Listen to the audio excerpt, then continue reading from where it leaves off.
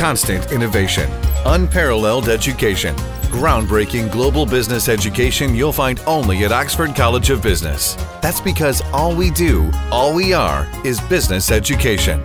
The two parties got together and formed a so-called national government.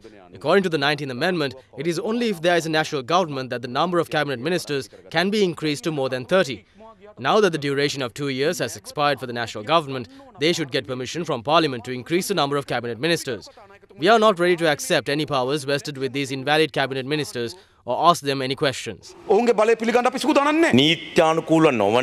are 24 ministers, state ministers and deputy ministers whose positions are not legal or constitutional, and we don't even know who they are. Their tenure expired a month and 20 days ago.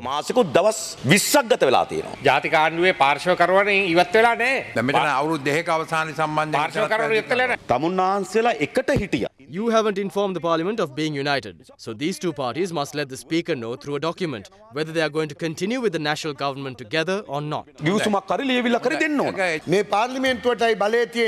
is the Parliament which has the power to instruct what to do when there are more than a certain number of cabinet ministers. It is your responsibility to see whether they still have the necessary powers or whether they are using any powers that have ceased.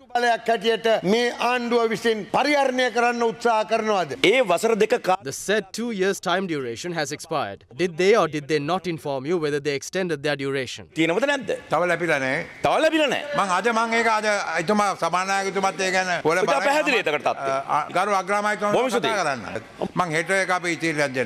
Meanwhile, parliamentarians also focused on issues pertaining to women representation at local authorities following the election.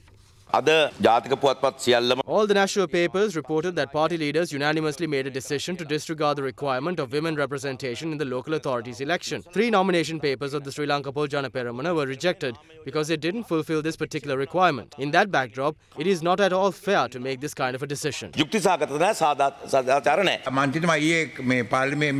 chairman of the Election Commission, its officials as well as the subject minister and ministry secretary discussed this issue in length yesterday. They were able to solve this issue to a great extent. All